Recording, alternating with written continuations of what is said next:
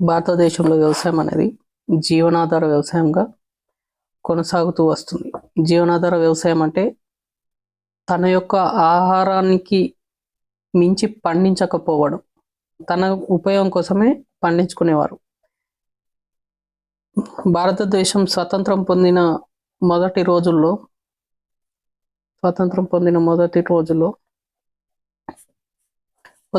రోజుల్లో ఆహారం అనేది భారతదేశానికి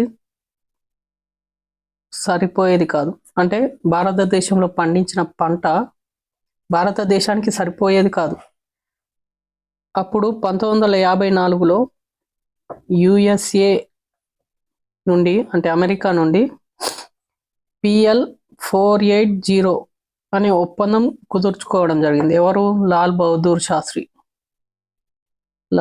శాస్త్రి మన ప్రధాని. అప్పుడు లాల్ బహదూర్ శాస్త్రి గారు ఒప్పందం కుదుర్చుకోవడం జరిగింది. దేనికి సంబంధించి? మన దేశంలోని ఆహార కొరతను నివారించడానికి, అంటే గోధుమలు, బియ్యం, మక్కలు అలాంటివి దిగుమతి చేసుకోవడానికి ఒప్పందం జరిగింది. మరి ఆ ఒప్పందంలో భాగంగా యుఎస్ఏ కూడా కొన్ని కండిషన్లు, అంటే షరతులు పెట్టింది. అందులో ముఖ్యమైనది ఆయుధాలను ఇతర దేశం నుండి కొనుగోలు చేయరాదు. అంటే అప్పుడు యుఎస్ఏ పాకిస్తాన్కి సపోర్ట్గా ఉండేది.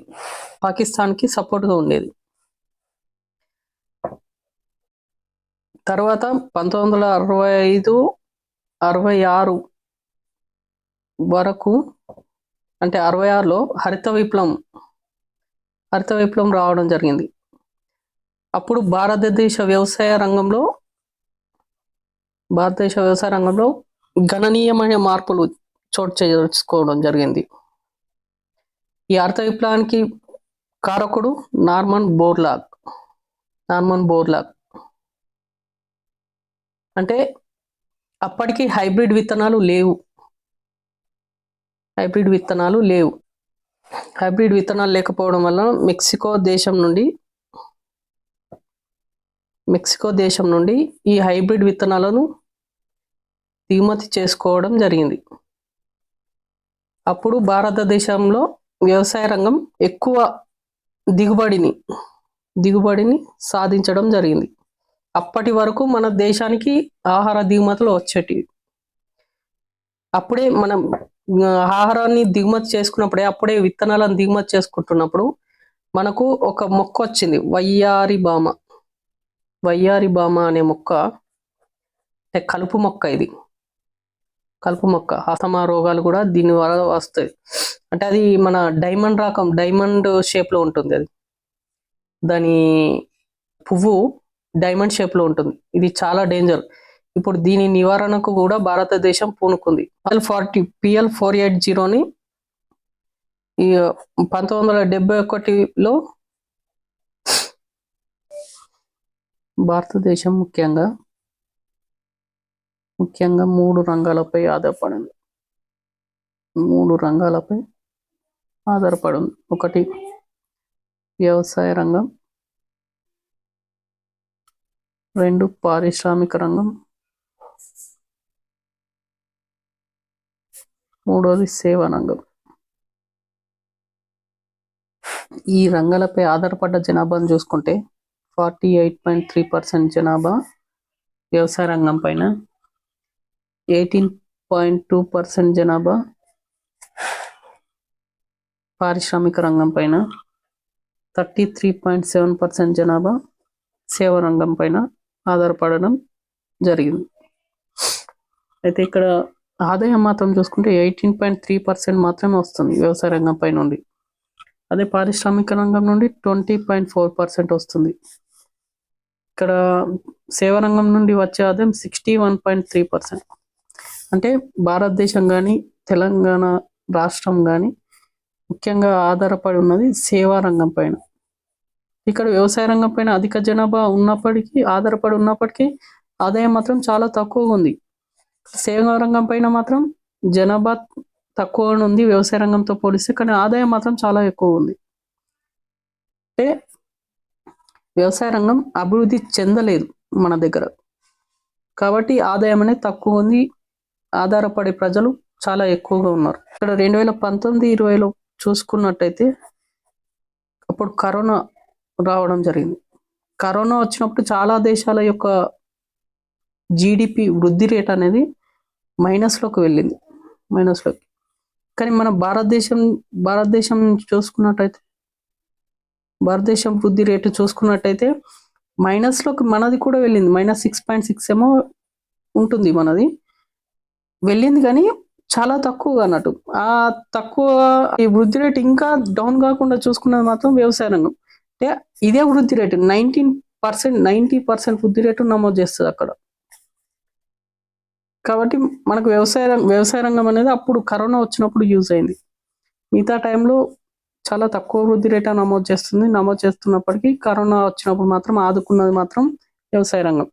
చాలా దేశాల యొక్క వృద్ధి రేటు అప్పుడు కరోనాలో ఉన్నప్పుడు -20, -30 ఇట్లా నమోదు చేయడం జరిగింది.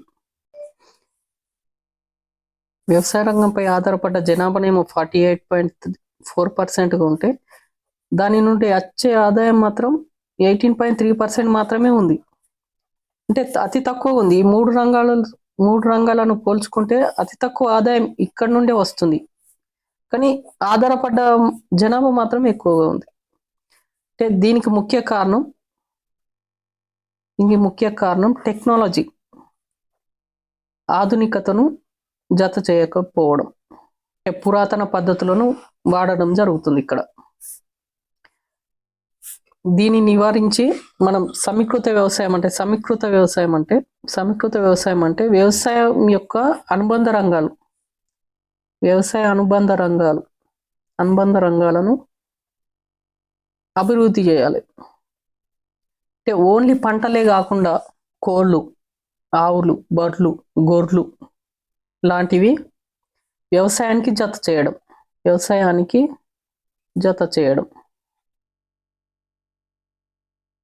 మనం వ్యవసాయ రంగంలో గణనీయమైన మార్పులు తేనికి ఛాన్సెస్ ఎక్కువగా ఉన్నాయి. మళ్ళీ వ్యవసాయ రంగంలో ప్రధాన లోపం ప్రచ్ఛన్న నిరుద్యోగిత ఎక్కువ ఉంది. ప్రచ్ఛన్న నిరుద్యోగిత ఎక్కువ ఉంది. ప్రచ్ఛన్న నిరుద్యోగిత అంటే ఏంటి మరి? అంటే అవసరానికి మించి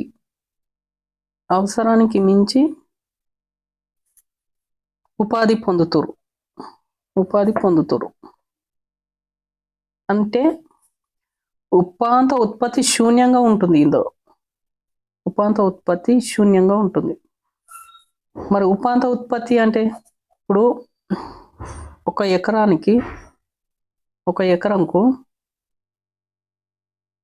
26 క్వింటాల ధాన్యం పండిస్తుండు ఒక రైతు, ఒక వ్యక్తి, అంతే, ఒకే వ్యక్తి.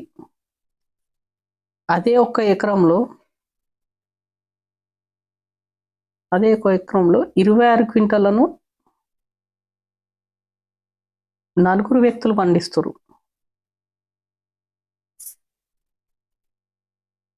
పండిస్తున్నారు.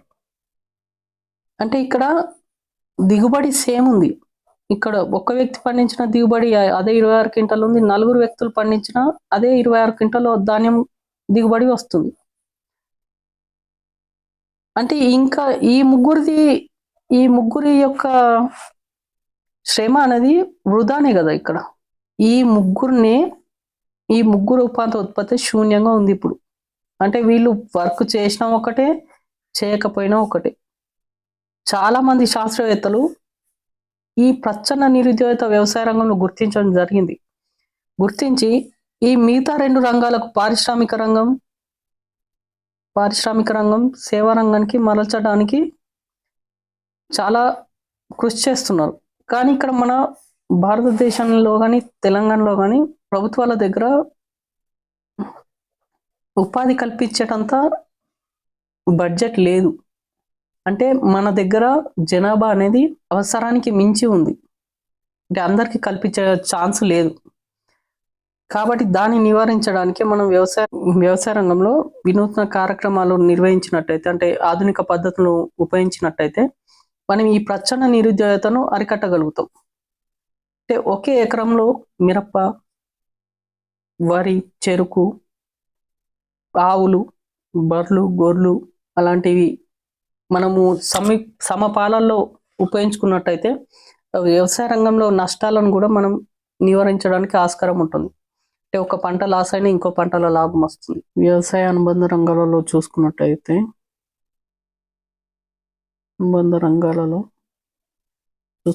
ఒకటి పంటలు, పశు సంపద, 3 అడవులు. ఇక్కడ పంటల నుండి వచ్చే ఆదాయం మనకు 40% ఉంటుంది. ఇక్కడ పశు సంపద నుంచి వచ్చే ఆదాయం 49% ఉంది. అడవుల నుంచి వచ్చే 3% మాత్రమే ఉంది. మిగతా ఇతరుల నుండి వివిధ రంగాల నుండి ఆదాయం వస్తుంది. పశు సంపద అంటే ఇప్పుడు కోళ్ళు, బర్రెలు, ఆవులు, గొర్రెలు, మేకలు, పందులు, వాటి ద్వారా ఎక్కువ ఆదాయం రావడం జరుగుతుంది. ఇది మన తెలంగాణలో వ్యవసాయ అనుబంధ రంగాల్లో పశు సంపద నుండి ఎక్కువ ఆదాయం రావడం జరుగుతుంది. నా యొక్క ముఖ్య ఉద్దేశం ఏంటంటే వ్యవసాయ రంగాన్ని ఆధునిక పద్ధతిలో నిర్వహించడానికి వివిధ ఇంటర్వ్యూల ద్వారా మీకు తెలియజేయడం. అంటే ఆ ఆధునిక పద్ధతులను ఉపయోగిస్తున్న వ్యక్తుల యొక్క అనుభవాలను తెలుసుకొని మీకు ఇంటర్వ్యూ ద్వారా నేను తెలియజేయాలనుకుంటున్నాను. కావున నన్ను అందరూ ఆదరిస్తారని కోరుకుంటూ సెలవు తీసుకుంటున్నాను. సబ్స్క్రైబ్ అండ్ లైక్ చేయండి.